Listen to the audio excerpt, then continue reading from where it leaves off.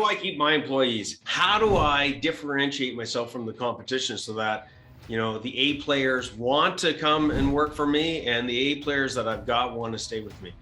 I'm Andrew Houston from Profit for Contractors with another no bullshit podcast for contractors. And I've got Jade Green with me today, all the way from Australia.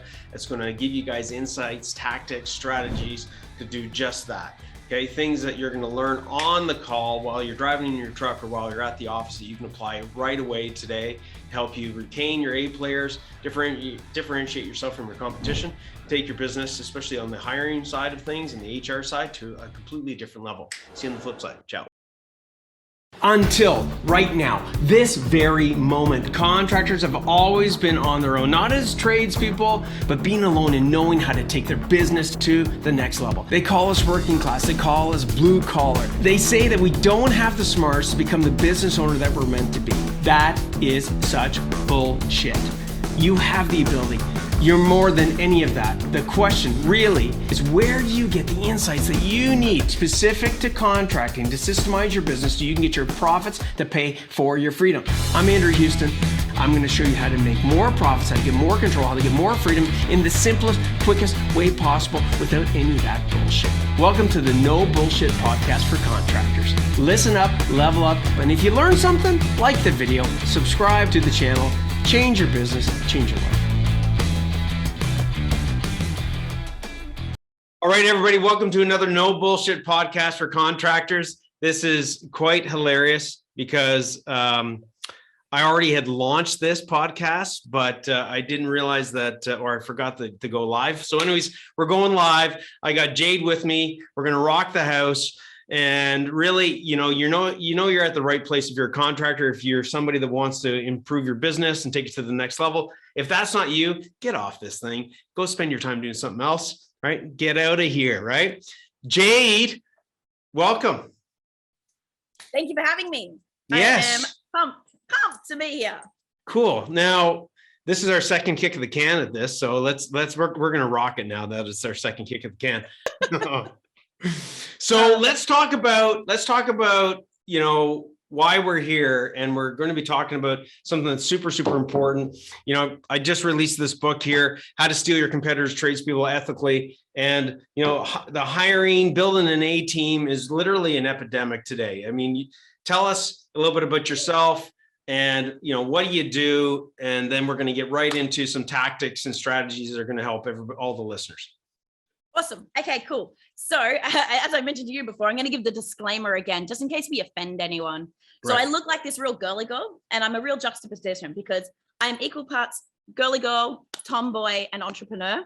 I grew up with my dad, who was a single dad of 3 girls. He was an ex-merchant navyman who turned into an actual mercenary in the Congo. Yikes. And then moved on to be a tradie, right? So the cuss words fall out of my face on the regular. And if I try to censor myself, it all just it actually ends up just sounding like I'm talking bullshit because I'm not being authentic. So if you can't handle me saying fuck, please say, see ya, Felicia. Right. Bye. You got it. Okay. So you're in good company here, okay? You're in good company. So we're not, we're not the most politically correct, but what are we about? We're about really helping contractors and just getting right down to the nuts and bolts of tactics and strategies that are proven that work for these guys. And today it's about getting getting all the listeners, our champion CEOs out there, getting them some tactics and strategies to help build their A team. And you recently did a training for our group. Is that correct? Yeah, I sure did. Let me let me tell you guys why they should listen to me. Yes. Because although I've grown up from a tradie family and I could pierce an ear with a nail gun at 9, that is not the reason why you should listen to me on this topic. So I've spent the last 6 years traveling the globe, learning everything about people and culture and coaching and consulting, scaling businesses, how to build kick-ass teams. But before that, I spent 13 years in the trenches in headhunting and recruiting into the construction trades and into the industrial trades. So I've been in there, I've done all of the calls. I've been from tiny little mom and pop business all the way through to the massive global corporations. So I've heard every fucking excuse you can give me on why your team sucks and it's not your fault, it's theirs. Right. And we ain't having that today. I love it. I love it. So you're really saying I think one of the main points that we're looking at here is owners really need to take ownership, right? Yes. Of their ship and the shit, right? Yes. So tell us a little bit about, an example of that. And I really would like you to, highlight on the call that you had with our team. There was a situation where somebody was highlighting some, reasons, feeling bad that they had somebody that they had hired, and then the person, ended up quitting, and the owner was like, I've got it, my environment's really good and all the rest. And this is, so everybody listening in, before Jade does her thing, whether you're driving in the truck, no matter where you're at, I want you to be open to what Jade is about to tell you, and how that conversation went, because it should give you a bit of a reality check. So yeah. Jade, it's all yours. Take the mic. Beautiful. What happened in that conversation? So firstly, have you heard of Jocko Willink and his book Extreme Ownership, or listen to any of his podcasts? Yeah, this is where I have. Every single owner needs to start with extreme ownership in life in general. A little hint: happy wife, happy life. If you can start with a little bit of extreme ownership and think about where you might be at cause in certain situations, you can change the landscape. Now, use your powers for good, not evil, right? But we really do need to take some ownership over where we may have been at cause in a situation. Now, I'm not saying at fault or at blame. I'm saying at cause. Right. Okay. We won't name names and name and shame one of your amazing. That's right. That's right. That's cool. But we had the training session.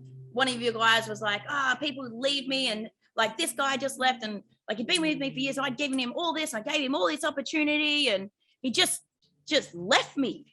I'm like, okay, cool. Tell me what his wife's name is.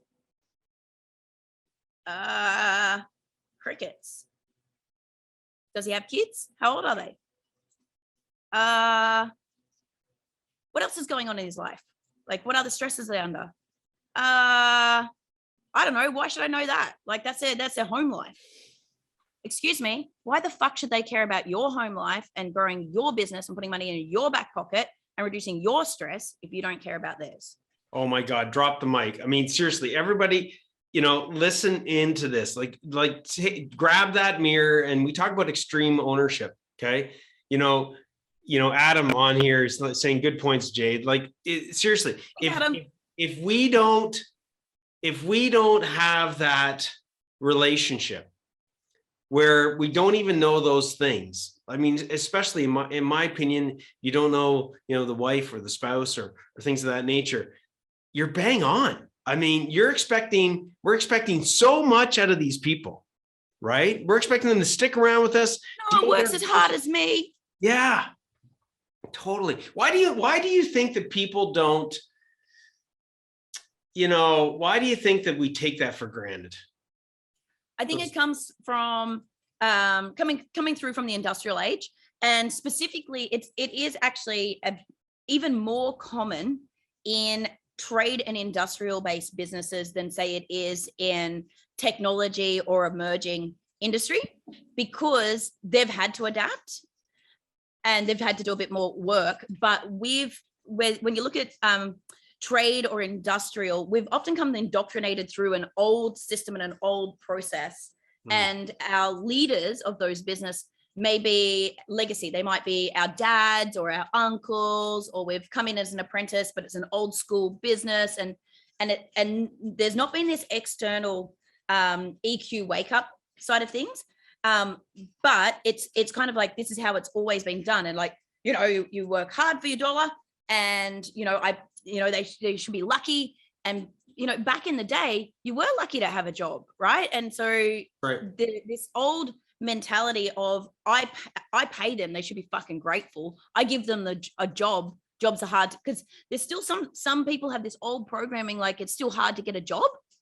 And the other thing is, though, we love our business. We think it's epic. So in our heads, it's amazing. So we don't. I got to challenge you on that one. What? Yes. Can I challenge you? Yeah. Like, and this is part of the no bullshit, right? Like podcast is we're here and we're having this conversation, but I just got to challenge you on that one. Okay. Yeah. There are the business owners that love it. They love their business, right? And they're completely engulfed in them, right? Which is along the lines of what you're talking about, right? Where they don't know anything about the spouse or their family situation or even their dreams or their goals or things of that nature. But there's also, okay, because we come across a lot of this where the contractor, the owner, has gone through so much hell for so long that there is a bit of resentment that he actually has against the business. And I'm bringing that up because, that also is an energy, right? But it's a negative energy that you've got all these employees, that's not, in all honesty, it's not, we're making it their problem, right? We're making our problems their problem. And can you talk to that a bit? I certainly can, because I've literally been working with an electrician business, and it's really interesting because they've got an electrician business and they've also gone into coaching electricians. Right. And this passion for the growth-minded people who are in the coaching, they're like, oh, I love this. And this resentment for the trade business came up. Right. And like I busted my ass for fucking 10 years to build this business. Yes. And they can just turn up. Like, I've done all the hard work. They just get to turn up, and I built the brand, and like, they look great, and I give them good trucks. And then there's this resentment over why it's not doing well once they've stepped away a bit. The people aren't as grateful as they should be because of all the hard work I've done. And there's this energy, and this owner, every time he turned up to the meeting, would like, he didn't even realize this fucking ball of energy and walk in. I can see it. Well, I'm seeing it right now. It's true. It's true. And he's like, I don't get it. Like, then they don't talk to me. I'm like, dude, I don't want to talk to you. Like, check you out. You're like about to explode, and you haven't even spoken a word because you're looking at the numbers and you're freaking out. And like, you've got like, if everyone understands, energy is like, everything is energy, right? And we radiate. And the best example is, everyone knows what resting bitch face looks like, right? Everyone can read resting bitch face. Right. So you've got to think about, are you walking into a conversation with worse than resting bitch face? Because your nonverbal cues are going to set somebody up, and then they're going to jack up, and then we're going to get into this battle. Right. And it's not gonna work for anyone. So the thing that I really want to teach people is, you've got to check your own agenda. You got to. How do you go about doing that? Your own agenda before you walk in, and manage your energy. Like, step into the third space and clear your energy, and really think about what is the outcome you're wanting and what energy you need to radiate, and like to actually get the best out of a conversation or a situation without throwing the wrong energy on it. You know it when you walk into your house and your spouse is all tensed up and you don't even know, and you're like, what did I do wrong? And it may not even be you, but then you're already on the back foot and you're ready to defend. You're backing up to say, like, okay, I'm ready. Like, let me have it. And it's just, so what would they like? That totally makes sense, right? And I think a lot of times we're so engulfed in whatever our mental state is that we don't think about these things. So what would be some tactics that, say, for example, you got these guys, gals, you got these people that are contractors, they're working today, in this case, if they're here in my area, they've got a ton of snow, things have been delayed, they probably couldn't get the material, clients are like, hey man, I called you, you're supposed to be here on time, you're late. So there's all this negative energy. What are some ways that they can sort of hit that reset button and be able to go into the proper state of mind? One of the biggest tools I can give anyone for life in general, so whether this is home life or work life, is being able to enter the third space. Now, there's a whole book around it, but let me just give you it super, super easy. Okay. So you're going from home to work, right? You've had a shit fight with your kids or your wife or something. You're taking that bad energy and you think you've checked your shit that's all because I'm fine, but you're actually still radiating, right?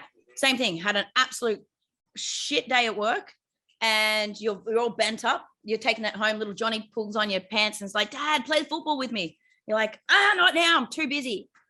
Later, right? You're snapping at them. You've had one meeting with a supplier and the delivery's not coming. All your metal is stuck somewhere else and you can't put your trusses up because you've got no metal and you're freaking out. Right. And then you take that into a performance review or a conversation with one of your teams. One of you guys has come, his missus has got corona and he needs a couple of days to help look after the kids. He comes in and you're like already at him, and then he feels like you hate him and everything's gone nosedive, right?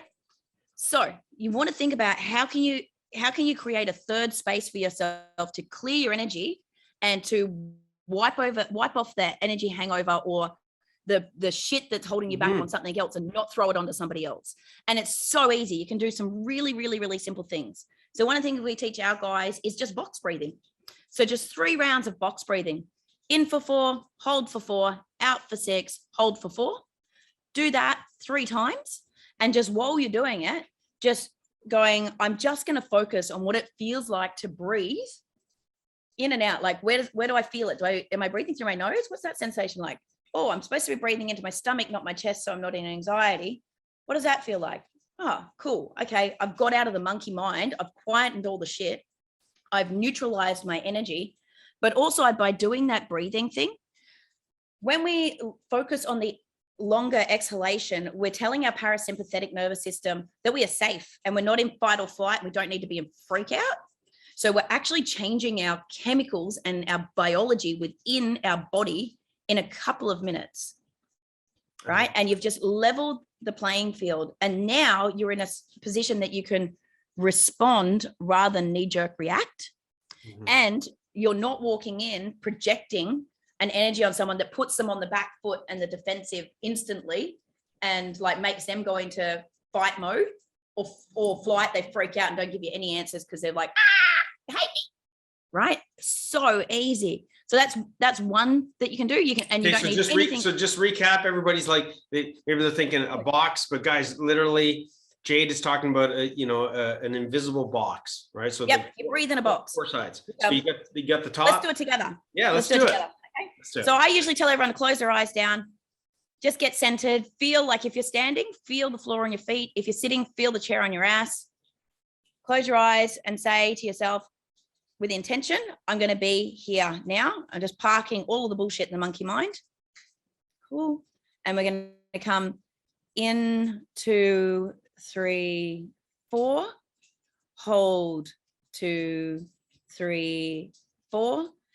Out, 2, 3, 4, 5, 6. Hold, 2, 3, 4. And you do that 3 times. Now, on the last one, though, I honestly felt it. Yeah, it dropped, like the energy is like, ooh, grounded. That's right. And you can do that anywhere. They can do that anywhere. Sit in your car when you first pull up to, so I told you I run an engineering team. Yeah. And we've got a virtue of when you get to the threshold of the building, it's showtime, motherfuckers. Right. And everyone's got their own stuff going on. And so we created a habit that everyone pulls up into the car park and they either do the box breathing or they might do Wim Hof breathing, or we've given them a couple of tools, but they sit in the car and they do that to enter the third space. And then they literally walk up to the door, and before they walk into the door, they go, showtime, motherfuckers. And then they walk in and say hi to anyone else that's in the building, so that they're not projecting any of their bad stuff upon anyone else. But yeah, that it just levels the energy. I also use Wim Hof breathing. So a lot of my team have the Wim Hof app on their phone, and it takes 5 minutes before they go into a meeting, and they sit and they just do the Wim, and then they're good to go. And I also use a thing called a meeting maximizer, which gets you to think about who is the person that I'm about to talk to? What is their thinking and action dynamic? So are they a auditory person? Are they a person that needs to see detail? Like, are they big picture or are they detail person? Are they extroverted, like energy, or are they really calm and need the detail, so that you can speak so they can hear you and like meet them where they're at their energy level and in the way that they learn and the way that they think. And you can curate how you show up to focus on that. And then thinking, okay, what's success look like at the end of this conversation? Like, what do I want the outcome to be? What's the ultimate outcome I want? And what do I want them to think, feel, say, and do at the end of it? So think, say, feel, and do, right? Yeah. So notice, everybody listening in, that, you know, Jade is being very intentional. No matter what she's talking about, there is that level of ownership, right? That extreme ownership that she, you know, when you coming back to what you said earlier, these things all feed into extreme ownership, don't they? Yeah, 100%. Right? Because if we're not taking control of ourselves to begin with, right? And that means our mental state, then how in God's name can we ever deliver and communicate to somebody in the way that we want? And in conjunction with that, you know, you just highlighting some of these points, you asked that, you know, that person on the, you know, as part of the Champion CEO group, like, what's the name of their spouse?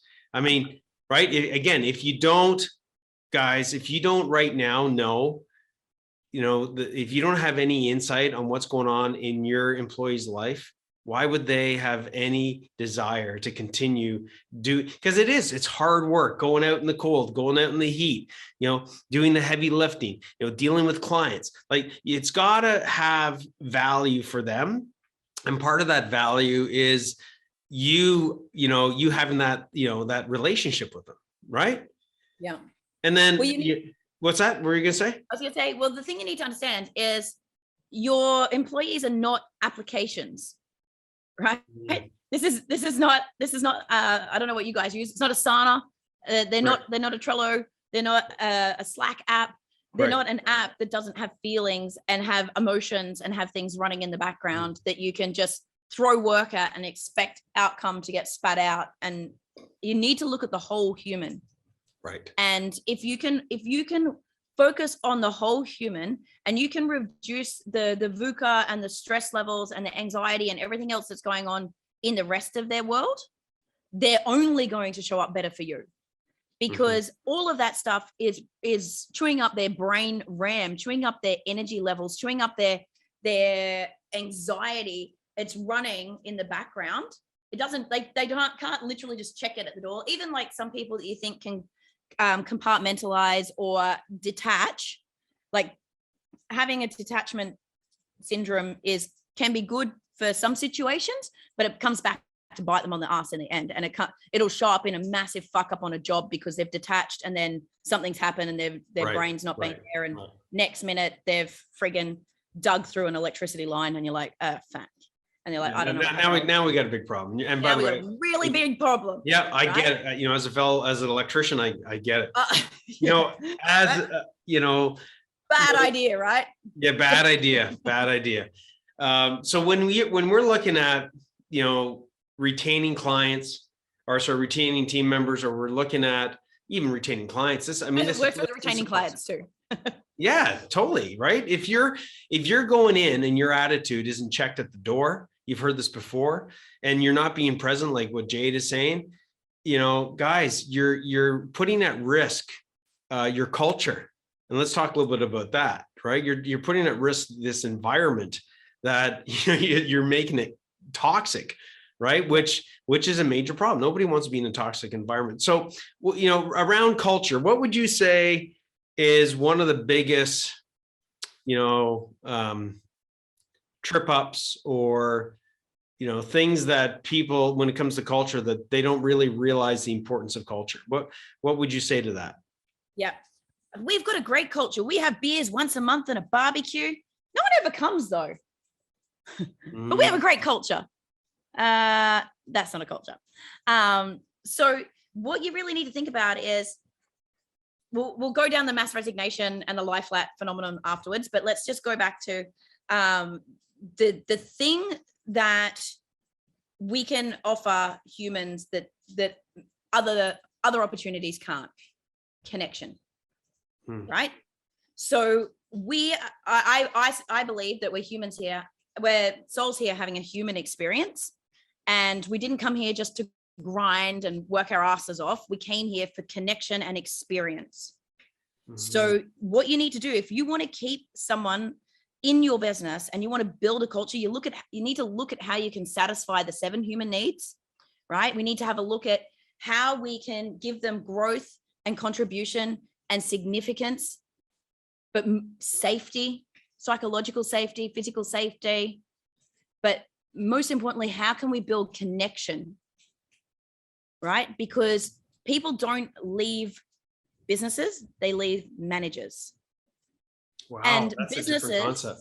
That's good. Yeah, and businesses, it's all the studies show with the top places to work in the world, that if someone has a best friend at work or feels like they are genuinely cared about by someone, they stay 7 times longer, which makes them way more profitable, right? Way less turnover. We know the cost of attrition, and they're 7 times more productive as well. So they stay longer and they're more productive because they have connection and they feel like someone gives a fuck about them. Right. Totally. Right? You don't quit on someone. It sounds so simple, right? Like it sounds so logical what you're saying. And yet I see it so often with so many businesses that we come across where they make those common statements that you said at the very, very beginning of this podcast, right? Like, I've done everything, I'm giving them everything and all the rest of that. Yet they're not doing these things that you're talking about. They got a really nice van. They've got the top tools. Right. They're a nice uniform. I pay them. Guess what? Every other contractor, which you can tell probably in your book, can do. Any contractor worth half their soul offers the same fucking thing. That's right. Totally. And there's probably someone doing it better than you. It's got a nicer truck. Right. It's got nicer tools, got a nicer uniform, got a better flow of leads. So how do you build this how do you build that culture whereby, and I want to get into these other things before we wrap things up, but how do you build that culture where it is a friend type of there's friend type relationships there? And by the way, everybody think about this for a second. Old school, I look at my father, I look at my parents, first generation Canadian. They both are immigrants, came from Ireland. My dad's motto was "Suck it up, Andy. Suck it up," right? Type of thing. Like, you just get it. My dad was in Supermax when I was born, and I grew up in a trailer park. Like, there you go, right? There you go. So like, how do they go about? Somebody might be listening in, and I'll tell you what, it's not bullshit. Okay. You need to build these kind of relationships or have those kind of relationships available to your employees. How would they go about creating that? Okay, cool. Let me share you my little tip, and I'll give you a link so that you can get them. Cool. Da, da, da. Nice. Icebreaker, best self. Beautiful. Right. Okay. So I work with a lot of trades. So not just contractor trades. Like, one of my biggest clients are butchers. Right. And so butchering, pretty tough gig too. Yeah. Right. And they call this the PTSD box. This is the deeper talk one. I've got another one over there. Actually, I've got a couple. Let me just grab them. This one's great for relationships at home. Yes, nice. This one's the baby deck. This is like the light box for icebreakers. I've got another one called Small Talk, which we use with kids. But everyone that I've used this with, when I first use it with them, they're like, fuck you and your bucket there. No. And do you know what? So I buy these to give to my clients. And I had a whole box delivered, but I don't usually give them to them first up. I like to see how they adapt it. Do you know, I've never got to give a box yet, because after I've left the session, everyone has messaged me and gone, "We just bought the box for everybody." Right. And I walk in and there's 35 boxes in an office. It's awesome. Because they're like, oh my good God. So it's really easy. They're icebreakers. These are the deeper talk. I recommend the deeper talk because it goes a little deeper. Sure. And so I use it at the beginning of all of my meetings. Whenever I'm working with a new client, I bring all the owners and the managers in and I make them do it first. And it's amazing to see how deep how much more connection they get and how much more work we can do together. But when we do one-on-one, so when my butchers sit down with one of their butchers to do a one-on-one, they start with an icebreaker, and they'll say to the guy, "Hey, mate, let's do this. It's going to be uncomfortable for me. It's going to be fucking uncomfortable for you, but we're going to do it." So pick a color. Let's play. So you get to choose. You have gray, yellow, green, blue, red, or slate. What color would you like? Blue. Blue. Okay. Blue. Okay. And then I just go, "Hey, tell me when." Now. Okay. Woo! What negative trait do you publicly laugh about but secretly know you need to fix? Oh my gosh. That's awesome. Like now I'm thinking, what negative? That's under the label of courage, that one. I think one of my negative traits is that I joke about things that are serious. And that happens like all the time, and I'll get sometimes my wife Jennifer will be like, "Andrew, like you're joking, like you just made a joke out of that thing that's super serious." And I'm like, "Yeah, I mean, just trying to, ease the pain and what have you." But I do that all the time. That's a habit. Sometimes it gets me into trouble. And I got that from my dad, who got it from his dad, and all the rest of it. So there's an icebreaker. Yeah, I have a horrible experience where I had to do a quote for Forbes magazine recently, and I made a bad joke about Corona. Yeah, it was my PR agent's like, "Did you just say that?" And I'm like, everyone's worried about it, but no one died except for the people that died. But and he's like, "Oh, you didn't just do that, did you?" And he's like, he writes me back going, "They fucking love you." Well, hey, part of it is like honest humor. That's the old, my dad would call it. That's like the old, well, I guess it depends where you come from. I'm sure every culture has it, right? But my dad, my parents, especially my father, has done it his whole life, right? Whereas you're like, "Oh my God, I can't believe you just did that." And he's like, and the one that's laughing the most is always him, right? Yeah. Losing it. So this is how you use these icebreakers, right? So it builds a relationship. Yeah. So I just want you to think about what you would have just learned about someone. So say you had a team member that just told you that. What have you just learned about them for the future? Right. Yeah. Right. Because before, if you're not that type of person, right, you could have been thinking, sometimes he says things in meetings and you're like, "What a dick." Right. And now you've just had an insight into their personality. And now you don't lay a judgment over something that they've done, because you're telling yourself your own story about it. That's totally cool. Or you've shared with one of your team, and you can say, sometimes it gets worse. Like if I'm nervous, like it's just either more inappropriate. Mm-hmm. And so then they can start to get an insight into you, and they don't start telling themselves a story about, "Oh my God, you're a dick. I can't believe you just made a joke about cancer." Right. And you're like, "Well, actually, because I had someone that died of cancer, and that's a thing for me, and it's like a joke, and that's the way I cope." And they like understand. And now you have a whole different level of understanding of how you communicate and act together without assigning a meaning and a story from a place of unknowing. It's interesting.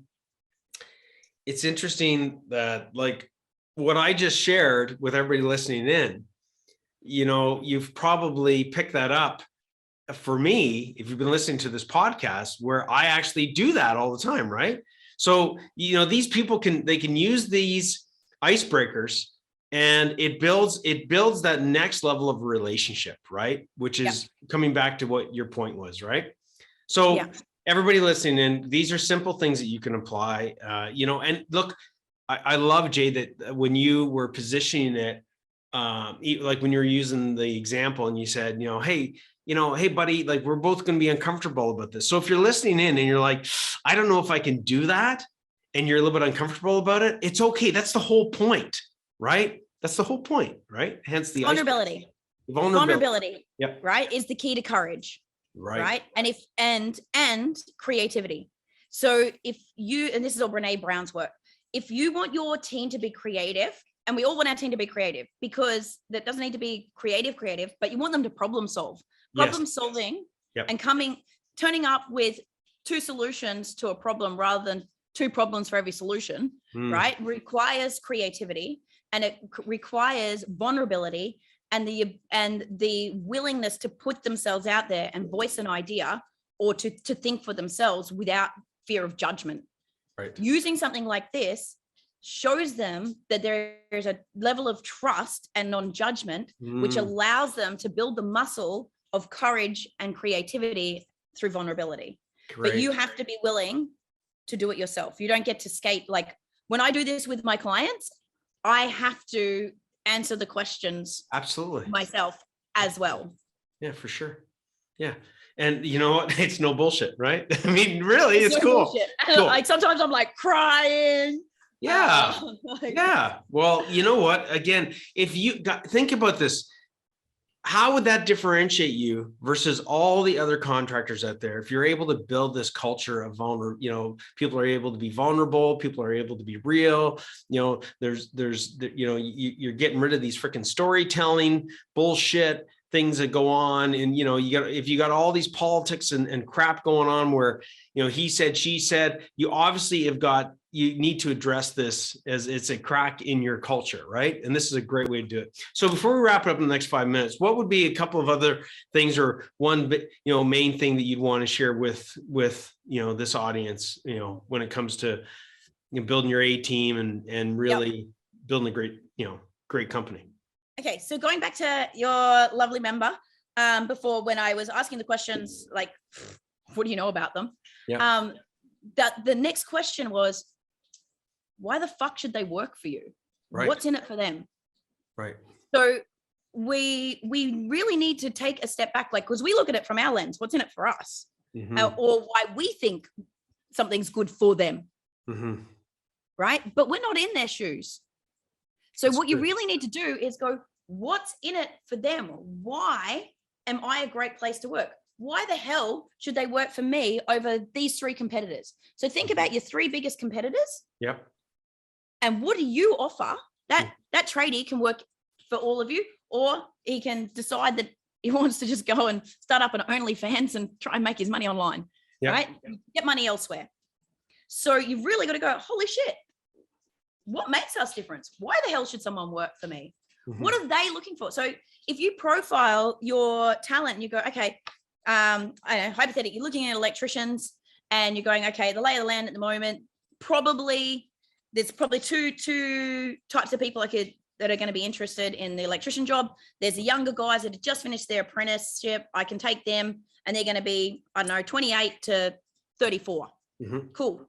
What's going to be appealing to them is different to what's going to be appealing to the guy that he's maybe run his own contracting business before. He's fucking done with it. It's too hard. He just wants to turn up. He still loves doing the work, wants to get away from his missus, but he doesn't want to have to run the business, right? And he's 50 to 60, but you could take him as well because they've got the skill, right? What's good for them is different.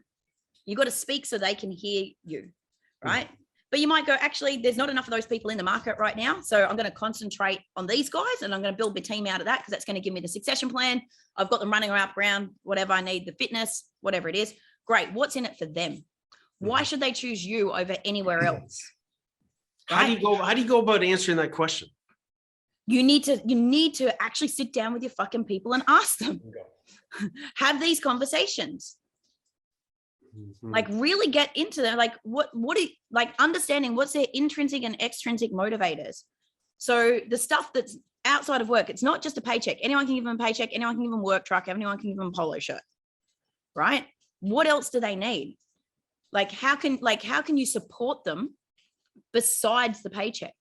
Otherwise oh my God, it's huge. Otherwise what? Yeah. Otherwise you're going to be trading time for money and no one's going to work as hard as you, right? Because it's not their business. If you want someone to give you more than time for money, you need to give them more than time for money. I'll never forget a client, okay, that we'll just call him John.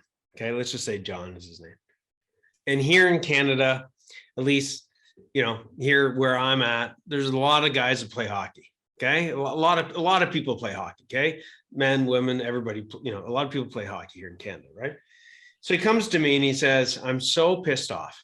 Okay, And this is the same guy that came to me that was pissed off in conjunction with, being frustrated. These guys want to basically come in late on a Friday, like around 9 o'clock, because they want to go and play hockey. And he's like, forget about it. He goes, the other thing that pisses me off, he says, all these team members of mine, most of them are hunters. And I'm like, I know exactly what you're going to say. He's like, come September, these guys are like, freaking, they're gone. They want to be gone. They want to be off for like, a week or two or whatever. Season. Come on now. Exactly. And I'm like, so what's the problem? He's like, I just told you what the problem is. Oh, no. Actually, you told me who the problem is. And they're like, what do you mean? I'm like, dude, these are people that like, they're busting their asses for you. They're trying to go out and do something that's physical that they love to do. They're letting you know, it's not going to be random. It's going to be same time every week or every year. And you can't modify what's going on in your business to give these people what it is that they're asking for. And he's like, I don't know if I have time for that. I said, oh yeah, let me ask you the next question. How many guys have you lost because of this? And he just stopped. And I'm like, that's interesting. How many A players would you still have today if you had to let the guys go out and play freaking hockey on a Friday, a Friday morning, and they're what? They're 2 hours late on a Friday? Like, what? Seriously. So I love what you're saying, because we don't have these conversations. I think. Let me just tell you a little bit. Go ahead. What you just talked about there is actually super important for productivity. Okay, not only because we're giving them something they want that they love, but I don't know, have you ever heard of Stephen Kotler? Yes. Yeah, okay, cool. So I'm actually, I've got my first call tomorrow. I am doing the high flow leadership with Stephen. I shared some time on a catamaran in Jamaica with Stephen, stole his fire. That's another story. And if you've read Stephen's Stealing Fire. So high flow leadership and understanding flow triggers and flow cycles. And we know that flow is the number one thing that increases your productivity, right? Because when you're in the zone, like you're fucking in the zone, right? That's right. Yep. And you're happy, and it's like everything is like, and you're just chasing. It's like chase that rainbow, right? The more flow you have, the more flow you get. I love it. So the more flow you get outside of work, doing the things that you absolutely love most, will condition you to have more flow in every other area of your business, right? And challenge skills balance. Something like hockey, which is constantly challenging them, and they're in flow. They love doing what they're doing. They constantly challenge. They're upped. All of the chemicals are being released as well. That can only result in you having a better employee. It's so true. It's so true. Hunting. Think about the skill of hunting. Thinking about crafting the skill of hunting, patience, accuracy, do you know what I mean? Planning. Yes. These are all traits that you would you go, God, I wish I had guys that they could plan a thing, and they were patient, and they had accuracy, and they were detail, and blah, blah. You're like, and you're taking away the training, and you don't have to pay for the training. Well said. So well said. So we got to wrap this baby up. What would be that? That's like, it's amazing. Even though I brought that up, I didn't think of all those things that you were mentioning, like you don't have to pay them and all the skills that they're learning from that and how it's applicable to business. Like, guys, inclusive of me, right? Like, even though I brought that up, we've got to recognize these things, right? We got to recognize what's valuable for them, right? And instead of it being about us, right? And getting deep enough that you understand what is valuable to them, not just, they want more. Okay. They all want more money. Oh, they want this. They want, those are like the basics. They want more money because you're not satisfying another need. Exactly. There you go. Beautiful. I can tell you right now, I went through a negotiation just recently with one of our hydraulics engineers. He got offered an extra $30,000 base, a car and a fuel card to work the same hours. I offered him nothing extra, and he stayed with us. What I did offer him was that he could negotiate, and if he could do his work later on the day and go fishing in the morning, I didn't give a fuck which shift he worked, as long as the work got done. Beautiful. There you go. Like, I can start at 1 and work till 8 and go fishing in the morning once a week. And I'm like, get the job done. I don't care when you work. Right. The totally different mindset. So what's the last thing that you'd say? Last tip. The last thing I would say is connection. Mm-hmm. Connection trumps all. It's the thing that they can't get through technology or other jobs, other things. That's the one thing that you can do differently and that will make the biggest difference in every area of your life. I love it. Okay. Well, thank you. I mean, Jade, you crushed it out today. You know, my last little thing is you take all the tactics and strategies. There's not one of them that you guys need some fucking high-end technology for. There's not one of them that you guys can't do. Okay. Yes, it might. Exactly. You might be getting yourself out of your comfort zone. That's awesome. That's the definition of you growing. Okay. Well, it's a sign of you growing, not the definition. And, you know, Jade, how can these people reach out to you? Yeah, awesome. So you can find me on my website, which is just jadegreen.com.au.